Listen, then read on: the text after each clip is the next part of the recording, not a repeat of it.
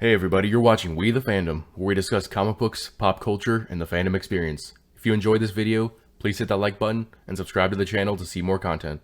How's it going everybody? Jacob here at We the Fandom, and in today's video, I'll be doing my breakdown and review of the 5th episode of Marvel's What If, a new Marvel Disney Plus show taking us through the multiverse and giving us alternate versions of the MCU films, with this episode simply being titled, What If Zombies? As will be the case with all of these episodes, each alternate reality will be narrated by the Watcher, voiced by Jeffrey Wright. This episode starts off with Bruce Banner getting sent to Earth and landing in the Sanctum Sanctorum to warn the Earth about Thanos, telling us that this is a reimagining of Avengers Infinity War. Unlike the movie, neither Doctor Strange nor Wong are there. In fact, when he steps outside, there isn't anyone around. The city is basically a ghost town. That's when Ebony Maw and Black Dwarf arrive, and as Ebony Maw is giving his whole spiel, suddenly 3 magical portals open up behind him, and it looks like Doctor Strange, Wong, and Iron Man are here to save the day. That is until Bruce notices the brutality that they are engaging in to defeat Thanos' minions, and when the dust settles, Bruce sees that they are actually zombies. He himself is about to get eaten, and he isn't able to summon the Hulk, but he is saved by Doctor Strange's cloak, as well as Hope Van Dyne and Spider-Man. That's when we get the introduction from the Watcher. The differences in this universe were caused by love and hope, he says. Then explains that when Hank Pym went to the quantum realm to find his wife, he discovered that she had been infected with a quantum virus, turning her into a zombie, and then she proceeds to infect Hank. They return to the real world. They infect Scott Lang, but Hope manages to escape. Forgot to mention that when Jan attacks Hank, the Watcher says, "Oof, that happened," which is easily one of the cringiest things ever said in the MCU, especially because it was said by the Watcher, who is an omniscient, godlike being. But he goes on to explain that the entire Pacific Northwest fell within 24 hours, and when the Avengers showed up, that being Cap, Iron Man, Hawkeye, Black Widow, and Black Panther, they all fell right away. Which makes sense. You know, they're good guys, so they would probably be somewhat hesitant to kill all those people, even though they're zombies. Cap is actually the first one to go when he's bitten by a tiny Hank Pym. We then switch from the Watcher's explanation to a video montage created by Peter Parker titled, So You Want to Survive the Zombie Apocalypse, played along with what seems like a modified version of the Spider-Man theme song. He goes over the basics of zombie survival and introduces us to the survivors, including Happy Hogan, Kurt, the criminal friend of Scott Lang, Bucky the Winter Soldier, Sharon Carter, Okoye, and they've all been living in a number of train cars kind of webbed up between a few skyscrapers in New York. But Peter's explainer gets interrupted when it's discovered that there is a beacon coming from Camp Lehigh, where S.H.I.E.L.D. first began. Supposedly there is a group there with a cure, but in order to get there they require a vehicle,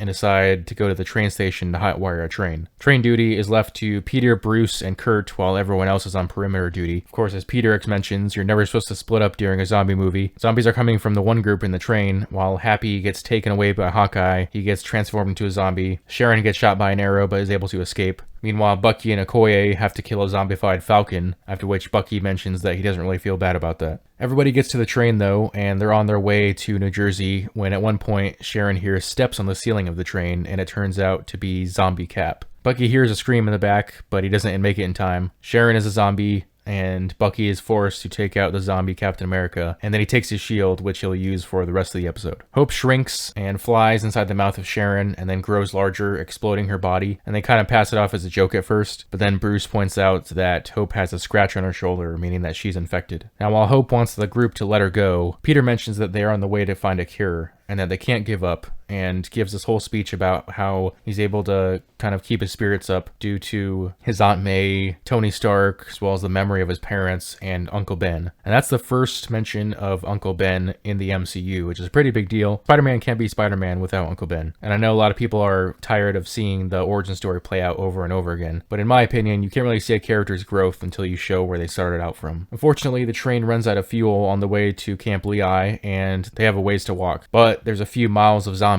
between them and the camp. So Hope decides to sacrifice herself, turning giant and carrying the group to the camp, setting them over the fence before collapsing herself. While it is a sad moment, the group doesn't really have time to wallow in their grief because Bucky notices that the zombies aren't trying to climb the fences or even walk across in areas where the fences are down. That's when Kurt gets this weird feeling and says he feels the presence of Baba Yaga, which is a witch of Slavic folklore. As soon as he said that, I thought, okay, obviously they're alluding to a zombie Scarlet Witch, which we haven't seen yet, and she's probably going to pop up at some point. Vision shows up out of nowhere and explains that he's been holding the zombies at bay by emitting a certain frequency from the Mind Stone. And then another surprise is that Scott Lang is actually alive. alive, though he's just a head in a jar, which is a reference to Marvel Zombies Volume 2, when the heads of Wasp and Hawkeye were kept in jars after they were cured. Vision explains that he was able to cure Scott Lang, but to implement that cure for the rest of the world, they would need control of satellites, to which Okoye says that Wakanda has what they need, and is also a secure place for them to stay at. Bucky decides he's going to go search for transport in the building, and Vision cryptically says, "You won't find what you're looking for." This is where it gets really weird, and honestly I didn't think Disney would be willing to go there, but Bucky walks into a dark room and sees a pile of clothes on the floor, and then he sees T'Challa laying on a bed missing a leg, also referencing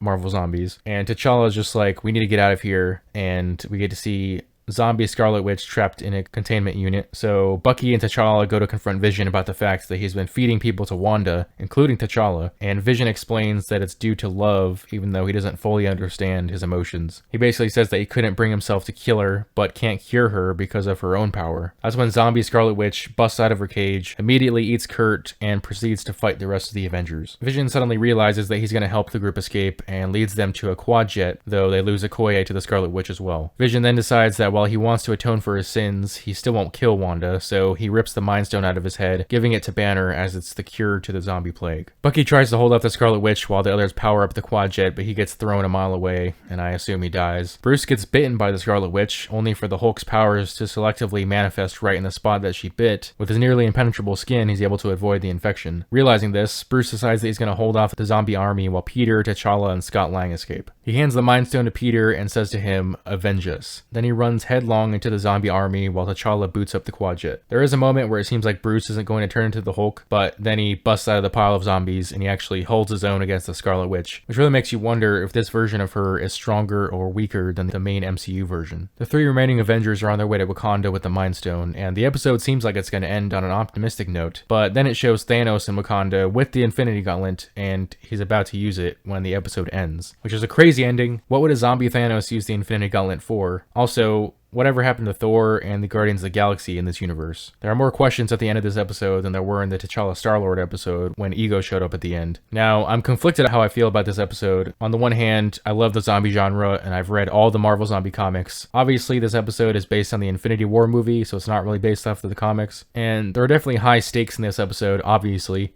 People are dying left and right, and you have that disturbing reveal of Vision feeding people to Wanda. But of course, you also have the normal Disney Marvel humor that pulls you out of the immersion, especially with Scott Lang, given that 90% of his dialogue was literally just puns. There are a few emotional moments here and there, but there are just as many times when the characters just don't care or seem to not be put off by the fact that one of their friends just died. And I'll sort of give Marvel a pass on that because there are just too many characters to really focus on and develop, like Doctor Strange in the 4th episode of What If. Almost everyone came back to voice the characters in this episode, to include Chadwick Boseman as T'Challa once again. This is his second time voicing Black Panther on the show. However, Chris Evans and Tom Holland were the only ones who didn't come back to voice their characters. Overall, I'd say this was my second favorite episode of the series so far. The plot was interesting, it had some interesting surprises, and I'm really hoping we'll get to see what happened with this universe when all is said and done. But I'm still gonna say that the Doctor Strange episode holds first place. But let me know what you guys think about this episode in the comment section below. As always, if you enjoyed this video, please leave a like and subscribe to the channel. Also hit that notification bell so you never miss a new video. I'll see you all next time. Bye.